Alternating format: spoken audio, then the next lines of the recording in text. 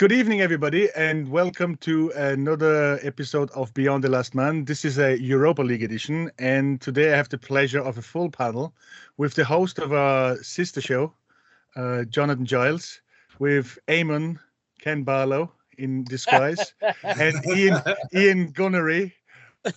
So we are joined today on the Europa League edition for it. Like as I said, normally this is kind of reserved for the women's league, which they won 4-0 on the weekend, which is absolutely brilliant against Reading.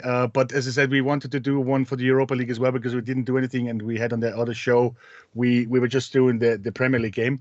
So we want to review the 2-2 game in against Sporting in Lisbon, and then obviously hold on there, Martin.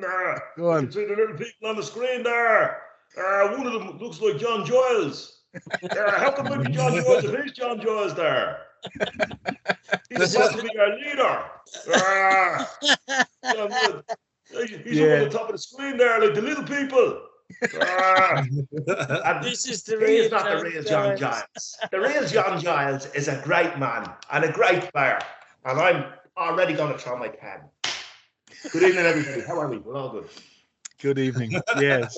So how is everybody? How we getting through all them games? Is everybody okay? I still have my heart is still beating and my liver is still ticking over for tomorrow night, so all good. I know, like it's going to be a great start for the Paddy's Day weekend, isn't it? So it's just going to be. Nice, hopefully, we can have another result where it's over by half time. We don't have to have our hearts coming out of our arse. That's would be very nice to do that, isn't it? Yeah, so as I said, like we want to review the Europa League from last Thursday's game. I had the pleasure to be over in Lisbon for this game, which was a great experience, I have to say, to be away with all the fans. The Sporting fans really tried everything not to get us to this game. They cancelled the underground. They didn't let us into the stadium, and it was all good. But yeah, look, it was a great game. I might talk to this a bit later after that. So I just wanted to see, how did you see it? Like, I don't know where everybody was watching it. It was somebody in the river bar where we normally watch our games. I don't know. Were you in there, Eamonn, or? No, it wasn't. I was actually, I had committed myself, says you, I should be committed. I'd committed myself to playing football that evening. Okay. So I only saw the first half, and then I came home and watched the second half. But like the expertise that you bring onto this show, we wouldn't come along unprepared. So I have the following 25-minute submission to make. Yeah, it was actually a strange one because it was a 5:45 kickoff. So, like, you know, it's for during the week, it's a strange one. But I have to say, I'm glad that it wasn't an 8 o'clock kickoff because they kept us an hour after the game into the stadium, so we wouldn't have came out till after midnight if it would have been an 8 o'clock kickoff. Yeah, but look, but just on the game itself. First of all, there's a few things. I hear a lot of this stuff about. Sure, maybe we shouldn't really try too hard in the Europa League, right? I don't buy into that. I think momentum is key now. And I think that if you go back to the 1980s and 1990s, you'd give your left arm to be going to the UEFA Cup final. Yeah. Because the trophy had prestige. And the Champions League format has kind of watered that down a small bit. But at the same time, we haven't won a European trophy since 1994, and I remember when we lost one in 1995, I was gutted. That's the first thing. And the second thing is, knowing Arsenal fans, it's all very well saying, oh, we'll be bigger fish to fry and all of that kind of stuff. Well, I guarantee you, if we went out and lost 4-0 away to Sporting, it would have been a meltdown. You know. Yeah. So what I think about what needs to happen is, I definitely think Bukayo Saka needs a rest. And I definitely think that Emile Smith-Rowe needs minutes. So I hope for the return leg, I know we're reviewing the last game, but I'm surprised that Smith-Rowe didn't get much the last time. I think Fabio Vieira was probably our best player. I think he's a player that's going to be really good for us. Look. The two goals, the Sporting goal and the Arsenal goal, the two headers were carbon copies of each other. I don't know what Turner was trying to do. He seemed to give a shout and then didn't commit himself. And that was disappointing because he's normally quite agile around the box. I think it's his feet are a bit dodgy, you know. But he's normally quite agile around the box. He made a couple of good saves, mind you. And Sporting could have made it 3-1. And I think if Sporting had made it 3-1, it would have made it difficult for us. That one-on-one that they missed. Well, we got our way back into the game. Waxy lucky goal.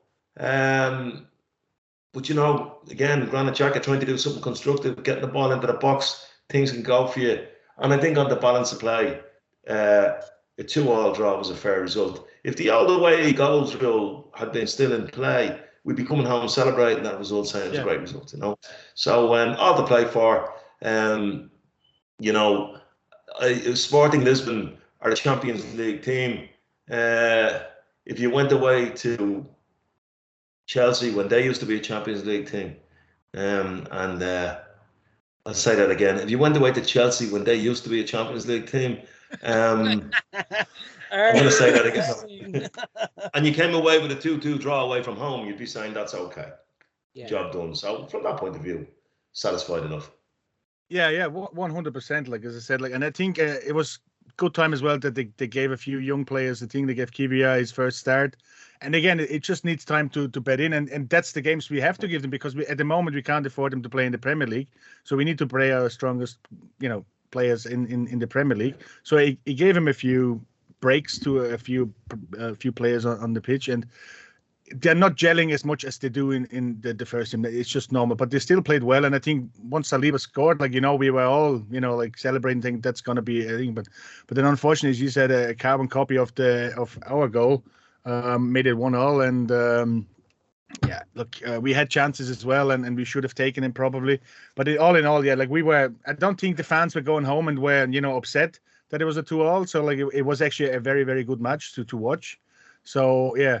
I gone to Ian. Ian, where did you see it? Did you watch at home or in the pub or?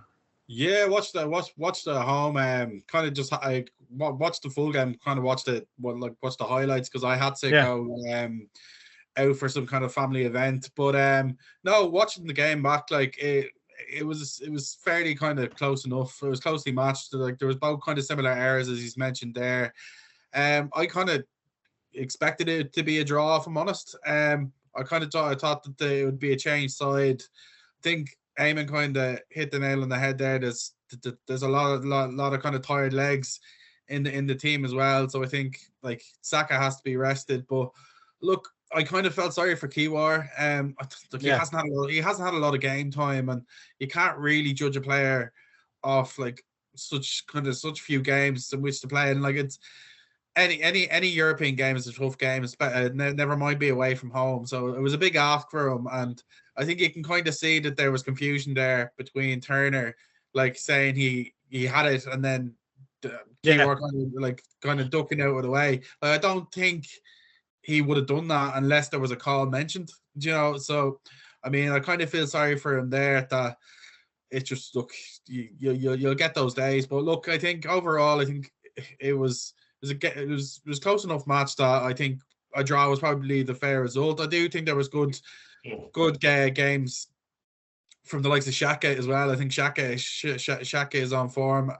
Never really kind of disappoints of late as well. But look, I think as Eamonn kind of mentioned as well, you could say it's only Europa League and we shouldn't take it seriously. Said some would say, but I completely agree. As Eamonn mentioned there, 94 is the last time we won a European Cup.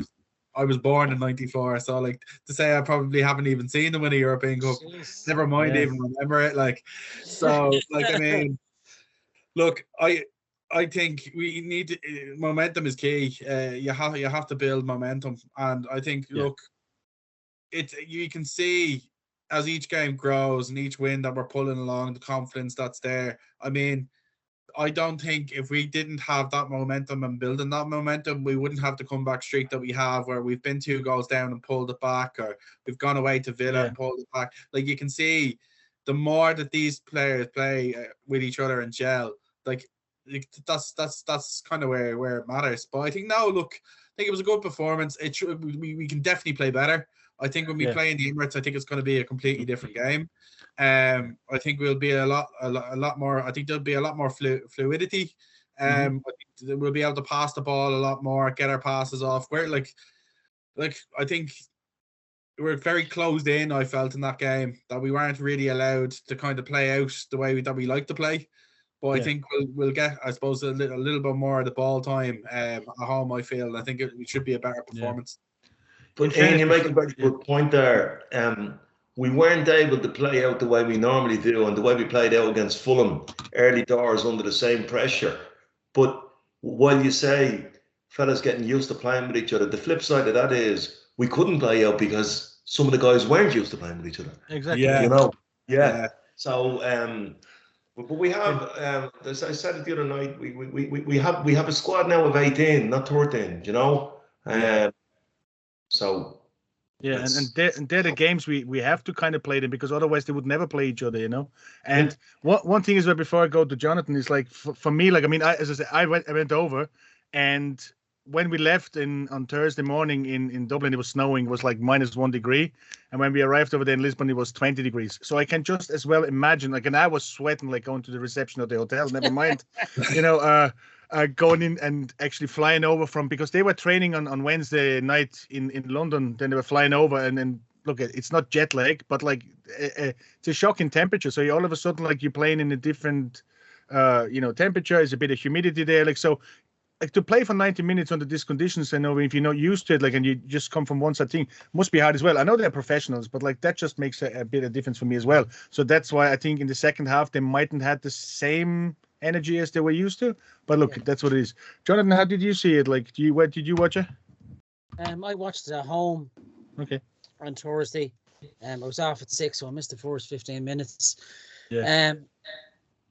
Yeah, it's hard to believe that our last Europa League game was back in November when Kieran Tierney scored a goal against Zurich.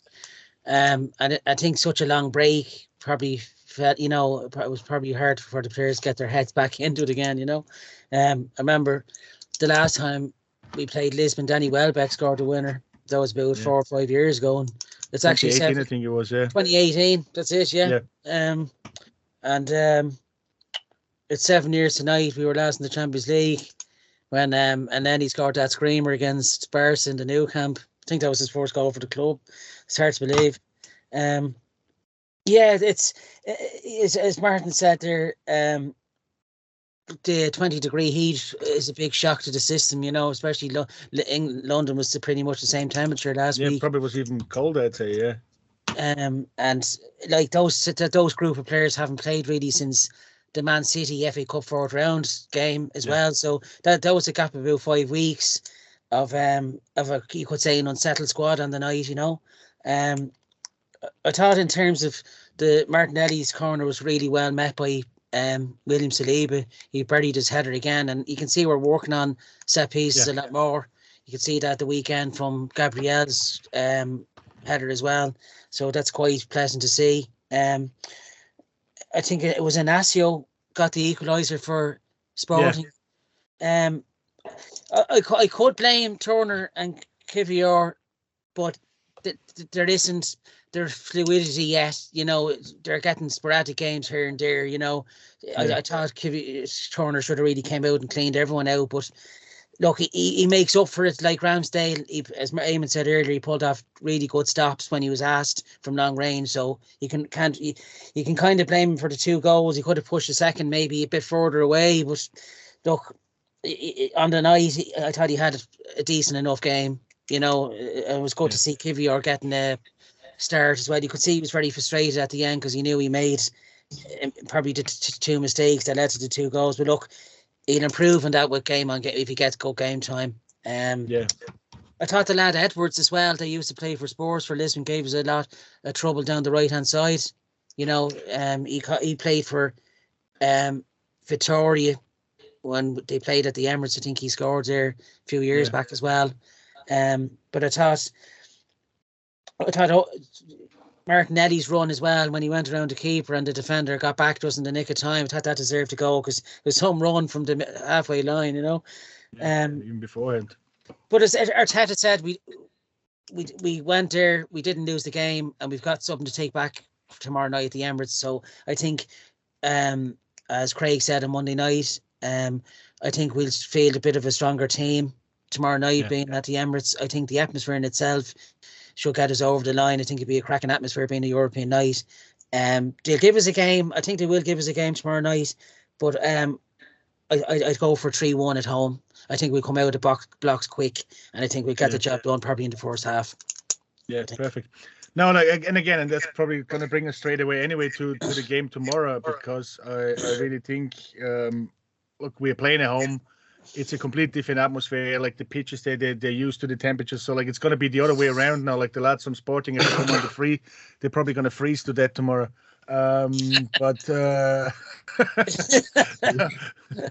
Because like if you're used to playing in this lovely weather, like then it's always it's like us up to Newcastle, innit? So like I'm looking actually forward to the game. I'm sure it's going to be in the River Bar. So being like the start of Paddy's weekend, I think that's going to be fairly packed.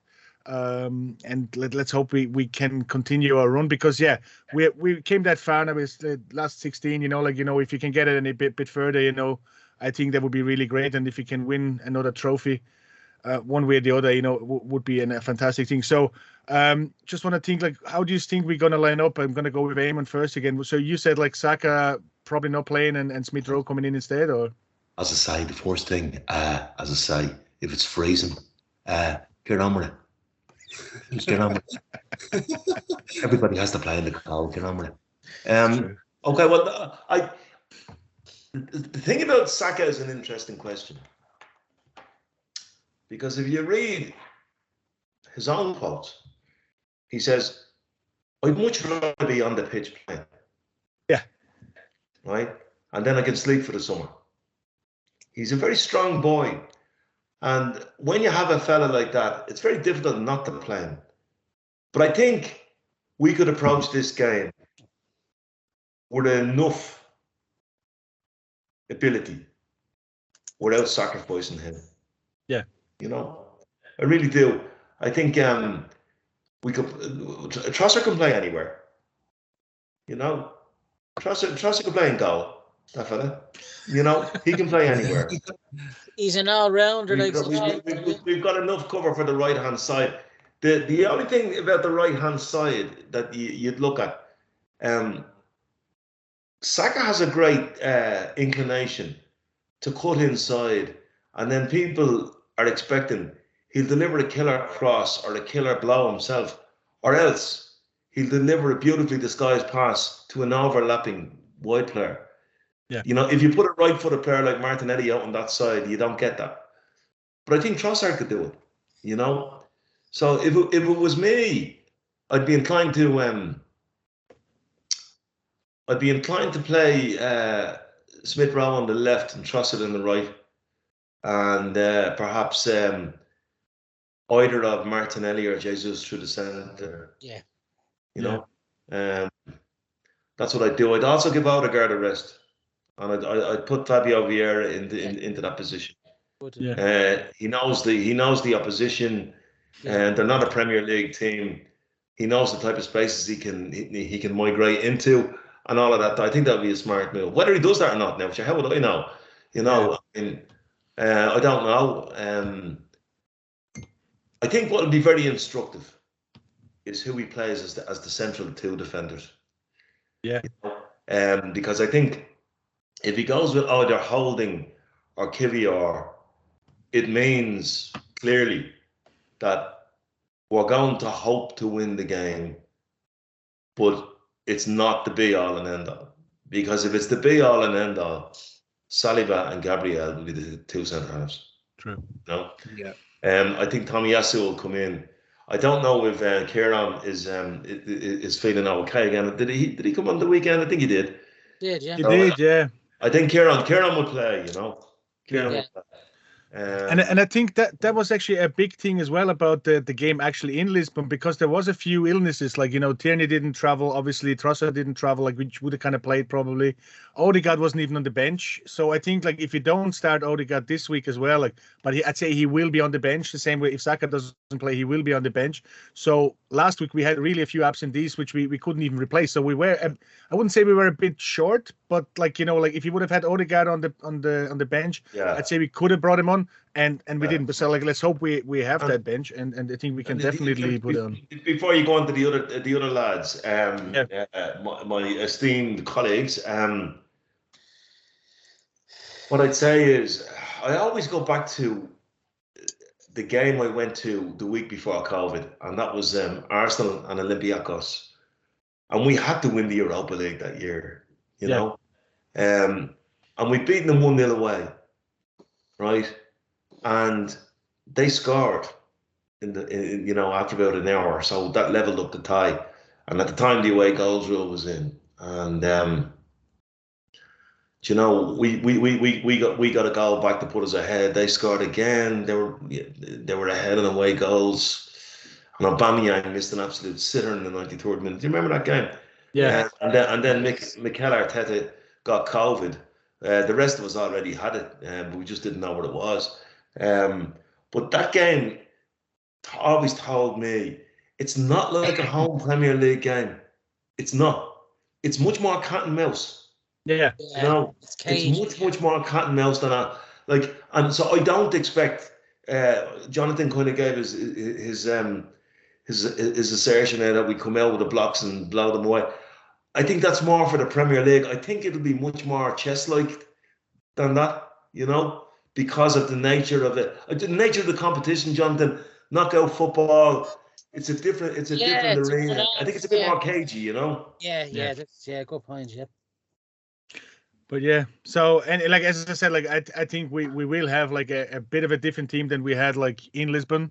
It'd be interesting if Jesus gets a start or not, like, or if he's gonna like still gonna like put him on the bench. It'd be an interesting. But what do you think, Ian? Yeah, I kind of hope he does change it. I kind of hope he does change the team a bit. But if I'm going off the way Arteta kind of thinks, it wouldn't surprise me if Saka starts. He shouldn't start, but it wouldn't surprise me if he starts Saka. And I think Jesus definitely needs to get game time. I think like he looked quite well against Fulham. Like for the little bit that he came on, was unlucky not to score as well. I think it would be prime for him to kind of get a good couple of minutes under his belt. I think if he could get a goal, it would be brilliant just to kind of get that off his back. I do think it's going to be a tight game, though. I agree with Eamonn as well. I don't even know what kind of way you could say score predictions, but I'd say if I had to give a score prediction, I'd probably say 2-1. It really comes down to who our centre backs are. Like if it's Saliba and Gabriel, I think we're quite solid.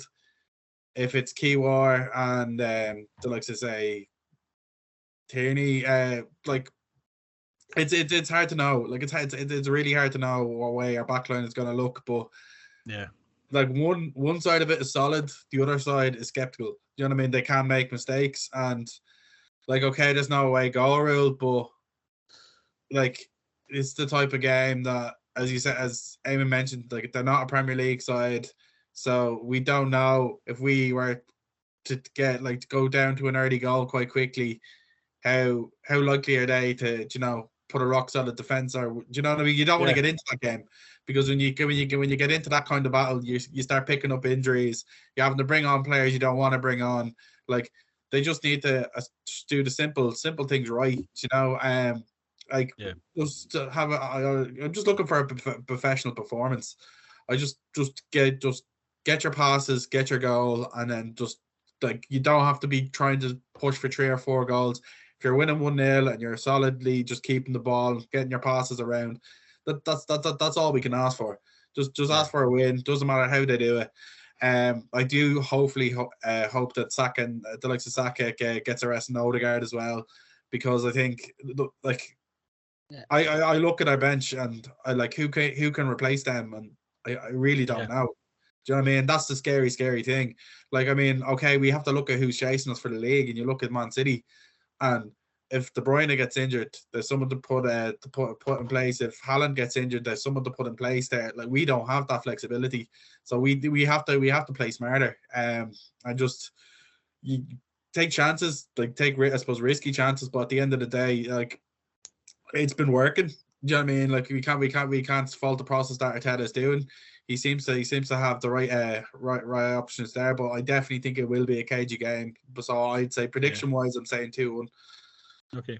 Yeah. No, and I think because look, we're playing at home as well, and we've seen over there, like like if you have the support behind you, like that stadium is real kind of like a high stadium, so like the atmosphere was really kind of like like dropping in. Yeah. So it was really good, like, and it was very noisy, especially when they went ahead when they were 2-1 up. It really got noisy, and it's thing, and we can do the same in the Emirates, I think, and we can definitely, but as you said, if you go behind it, it's kind of a different story. But look, they're playing so well at the moment. You want to change the team, but you don't want to change it too much because, as I said, they don't play all together. So let's see what it is. Jonathan, what do you think? Did you give already a score? I think you said 3-1, innit? It's 3-1. Yeah, I think we're going to blow them away in the first 15 minutes. But I think after the collective benefit of Ian and my wisdom, you might want another go at that one. It's hard to know. Like, we're into luxurious position as well. Like, we've qualified for the Champions League for next season. Does he want to start? Does he want to go on to win it and start a full strength team from tomorrow night onwards, all the way through to the final? It would have been different if we were sitting in fourth, and our fifth place and having to go on to win this competition. So he's got that kind of luxury behind him. But I think there's enough quality there in this Arsenal squad to go on to win it. It's probably the strongest two teams. If you're really going out on a limb, will be us and United in the competition left. I probably could see Jorginho maybe starting tomorrow. In midfield, And he was sick as well, so again, I think tomorrow we definitely have a stronger team at the game. We can start with maybe a weak team or whatever, try different stuff, and if it doesn't work, we can replace them. So I think we have this luxury now tomorrow that we have the stronger people sitting on the bench, which we didn't have in Lisbon. So look, I think it'd be a good match to go to see, depending on the atmosphere. It's a Europa League game. I'm sure that the support is behind it. Arsenal are putting a lot of stuff into this to make it a great night. And I think the last game where we played at night, you can see the atmosphere, and it's just going to be magic if you're going to play next year again in the Champions League, and and hear the anthem and everything. So let's hope we can replicate this as well tomorrow. And think for us. So and then actually another thing what I want to say is obviously, was it yesterday or the day before? The day before yesterday we cleaned up at the London Sports and Football Awards. So it was Arteta, manager of the London Awards, and Saka, youngest player, the goalkeeper, and Odegaard. A full swoop. Then in fairness, but there isn't much in London left which can actually compete on that level, I presume. So the guy that should have cleaned up at the London Awards was Saliba. He's a sweeper. But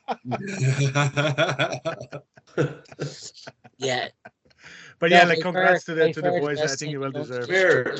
I think what we're all predicting is that we go out and get a job done. Jonathan makes a very interesting point about, whether you want to win it, whether you don't. I mean, if we get into a final against the unmentionables from Manchester who are not Manchester City, wouldn't we all want to win that? I mean, this is a European competition. You can't just chuck it out, Obviously, we all would dearly love to win the Premier League, and we'll never have a big name manager until we win. Is it just the Premier League and the Champions League, Jonathan? Is that it? Is that what a big name manager is? Yeah. Both competitions, Eamonn, just to get it. I'd even say when you look at the FA Cup or Europa League. If you look at the Europa League final that we played Chelsea not so long ago, and you seen how the reaction of Arsenal fans were when they got destroyed in that final, and that's looking at that, you have Arsenal fans that would be like, "Oh, it's only Europa League." Yeah, Yeah. they didn't act like it was only Europa League when we got absolutely. I think as well, Ian, the venue didn't help us that night neither. You know, it was just a hard battle. Yeah.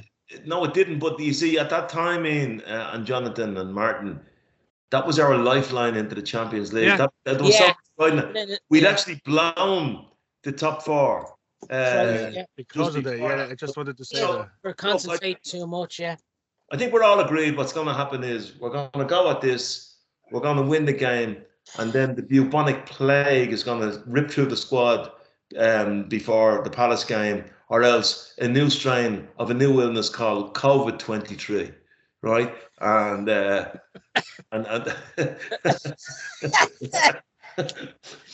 are the sleepless nights I'm having about the season we're having.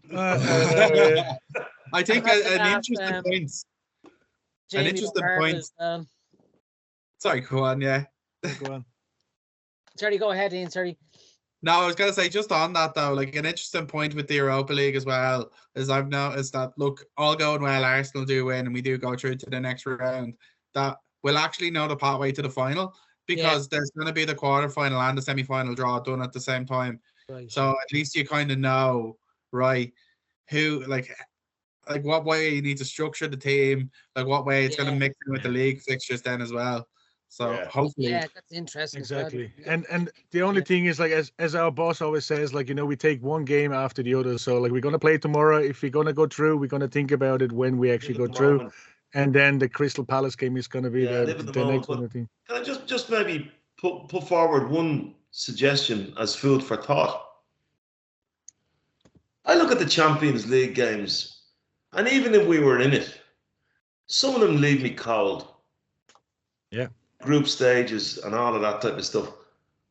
And look at Europa League games and we kind of shoo it off.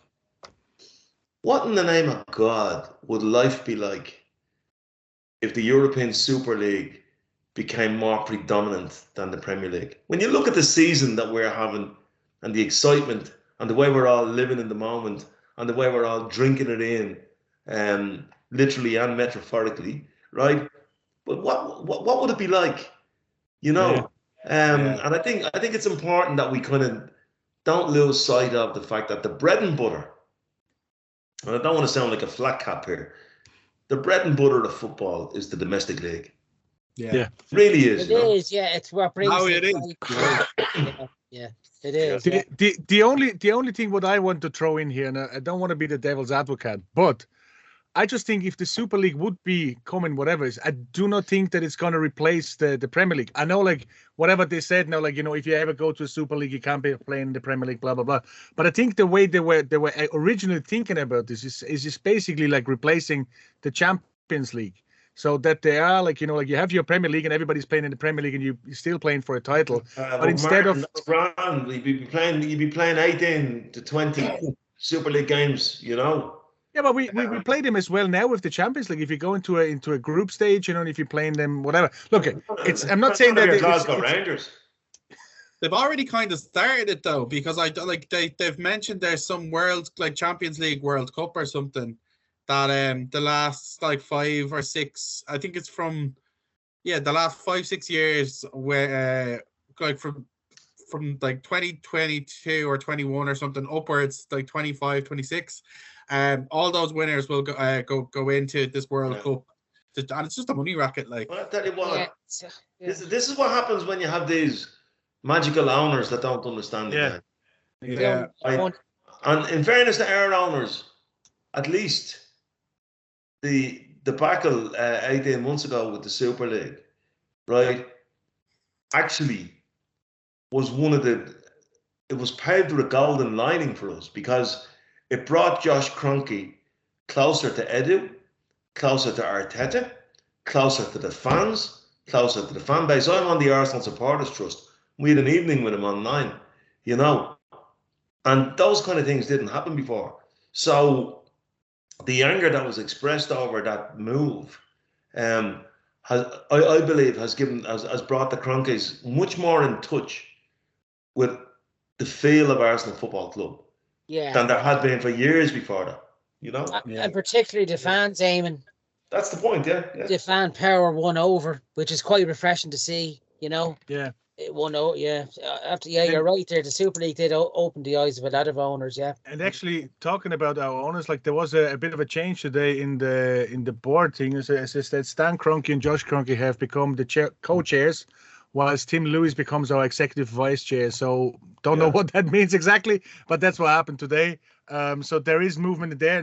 But what I think it does actually, it just really cements the position of like Stan and Josh into the club, and specifically Josh. I think he is really, and as you said, after COVID, he really kind of took hold of the club, and you've seen it in the documentary. You know, like how much of that was staged when the cameras were there. I don't know, but he really looked like like a hands-on like owner. Who wants to get the thing to, and I think we can see the result of that now, like that, the belief he had last year, even when we didn't then go and go into the top four, there was still there, like, and he still supported Arteta, and I look, we can see the rewards now this season. So, look, there's a lot of people who want to make a lot of money out of something. Ted Bowley for Chelsea, one of them, who didn't even think that he doesn't qualify for the Champions League, and now he's going to find out he won't.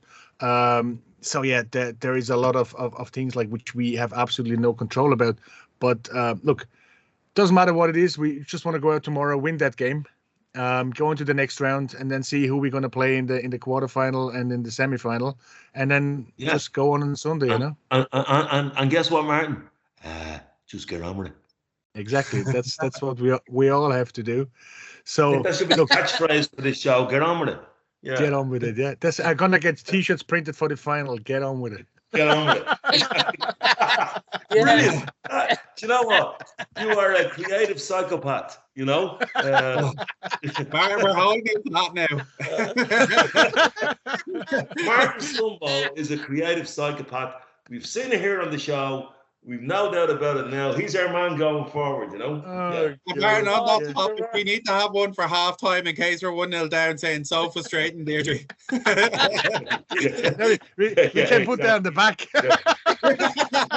So you can say it on the front. So frustrating, Deirdre. And then on the back, get on with it. I tell you, I might put this in for us. You never know. I can see. I'm a bit like the old taxi meters that used to twiddle around. I can see Martin's brain cogs. I can see another Arsenal mug with that. Oh God. Yeah, so yeah, like it'd be good whatever we do, like like we're just happy to it. Like it's actually like it's taking so much time now, like for between the games played on the weekend, during the week, and then like the podcast after that, and before and after the games. So it's actually quite like it takes over. So like look, as long as it lasts, it's all right. We can't go to the games anyway because we can't get tickets, so we might as well do that. Yeah. Well, listen, lads. Yeah, go on, G. Sorry. Just a shout out, Martin, as always, to Just Arsenal. .com. They've been a big help with our sister podcast and with this one as well. So big shout out. They've really got good content. I look at it daily, and it's really it's a really well organized platform, isn't it? Yeah. They are really, as I said, I was working very close now with Michelle on the women's thing, which we try to hope to make that, like as more and regular stuff as well. But again, it's just a time issue for everybody, I mean, they're down in Spain. Like we try to do like actually a report after the game, but it's not that easy, like to put this actually on the podcast all the time and finding the right people at the right time altogether. So it's not easy. But yeah, like Just Arsenal, I think it's funny enough, like that they're doing this, I think, for the last 3 or 4 years. Right. And now they're really going to get into it. And as well as they have obviously a YouTube channel as well, where they always have they actually have a deal with there's I don't know what the other company, they actually have a microphone at the what's it called, the conferences before the game. So like they actually have the rights to actually put this on YouTube. So if you do ever want for the women's games and the men's games, they will broadcast that all the time. And yeah, like they're very good. Like they have their own reporters and they have their own bloggers and writers. So yeah, it's great. And you see, like when they put our content on that, it just makes it gives a bit more exposure. And yeah, like please go and subscribe to their channel as well and have a look at it because it's really, really interesting. All right. Yeah. Yeah. Anything else you want to say about Arsenal? Are we all Probably there would be no tomorrow go. night for the big one, lads? Yeah, sure. As I said, it Yeah. should be in the River Bar. Yeah. It might not be as warm as in Lisbon, but like it'd be still going to be a good atmosphere. And if anybody, if ever, just to blog that maybe as well, is like if anybody wasn't in Liverpool before, in Lisbon before, it's an absolute beautiful city. It's really nice to get there. Oh, Lisbon is beautiful. It's Lisbon absolutely is beautiful Lisbon. and compact, and like you have an underground there, like, and it's really good, and like it's well worth for anybody to do. Yeah, Lisbon is absolutely beautiful. I went to a mate of mine's stag party there in 2016, and these lads were a small bit younger than me. They were all 72. No, they were but they were all staying in Barrio Alto, which is the kind of Temple Bardi type of thing. And I decided, no, that wasn't for me. And I got myself a little man cave, an apartment that was built up into the rock, up in the old streets, up in the hill. And I said, nighttime, I obviously joined the lads, but during the day, I went around and experienced what it was like to live in Lisbon at the weekend, and got stuck in with the locals. And, you know, it was, it's a really, really nice city. Really, really nice, you know. Really, and if you want to go over there, forget about Ryanair. If you get TAP Airways, which is the Portuguese Airways, I went over, well, actually came back with TAP for €15. So you can't get wrong with that, you know. So, and Ryanair was like 85. So yeah, TAP Airways is definitely the airways to go. Might put a plug in that they might sponsor us, God knows. You never know, you know. Just get on with it. Yeah, if there's any sponsors out there, please give us a shout, and we get you out there. Exactly, yeah. And if any of them few viewers we have wants to sponsor us, and I think Ian already did it, he pressed the thanks button and he donated some money on it because he made an absolute howler with a front of that thing. He was so Let's not sleep with that fact actually as well that Jonathan has predicted 3-1. So if we don't win 3-1, he needs to donate. He has to donate as well. Like. Ian was a month ahead of himself. He meant a home game against Everton, not the away game. Listen, just one last thing about Lisbon, Martin. And I know they're sworn rivals, but any Arsenal fan, if they ever find themselves in Lisbon, do the Benfica Stadium tour. Yeah, it's brilliant. Absolutely. It's absolutely brilliant. Yeah. But apart from that, the minute you walk through the tunnel, you're in the Emirates. Yeah. It's the very same. It's similar, It's the same stadium. Yeah, it is actually. Yeah, it's the same bowl effect. Yeah, you're right. Yeah. And I thought it was very fitting. Same everything, you know. There's a great statue of Eusebio as well. Yeah. The fans were singing like your city is red like ours, you know, like Benfica on top and your city is red. So it's very, very similar. And we were talking to a few Sporting fans, you know, and obviously the rivalry in the city is quite big, you know, like, but they're actually more like, if they actually say who you support in England, you know, they would be Manchester United because of like Ronaldo and Fernandes, you know. So like there's deluded people in Lisbon as well. So like take for us. But look, Benfica and Sporting. Actually, Sporting is fourth in the league, which is actually quite unusual because you know, they should be really like they're not a bad team and they should be much higher up, you know. But yeah, anybody ever go over there, take TAP Airways, you know. Brilliant city, go over for a weekend, you know, it's absolutely beautiful. I stayed in the Emilia Hotel next to the airport, brilliant thing as well, €90, can't go wrong with that. All right, lads, listen, I'll leave it at that. It's 40 minutes already, we don't want to be thing, people can watch this before the game tomorrow. We finished with a song. What song? With a song. I don't gonna sing. I think every Arsenal fan needs to chant this song. Yeah, which is? We won the league at Anfield. We won it at the Lane. Stamford Bridge, Old Trafford. No one can say the same. Mikel Arteta's army. We're Arsenal true and true. We sing it on the North Bank. And in the clock and two, all together. Allez, allez, allez, allez. Allez, allez, allez. Now, folks, let's Eamonn, if you can record this for me, I'm gonna put this on the end of every of our videos now.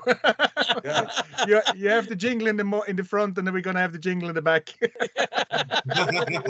Brendan Boyle trying to sing Christy Moore songs in an English accent, you know, it could be a Let's down, Varna. Hey, you know.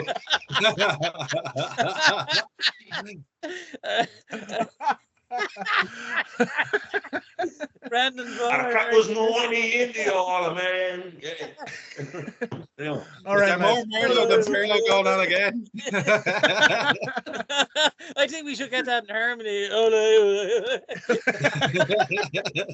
Sing that going down Tottenham past Tottenham Stadium. Put that up as a shirt. Actually, I gotta put that have up a as a spare shirt. toilet bowl I want to get rid of, so I might go over to the lane at the end of the year. All right, guys. All right, guys. Have a See good you evening, tomorrow and night. see you all either tomorrow later. or on the weekend, right? Bye. See you later, Bye. right? Bye, bye, bye, bye. Bye.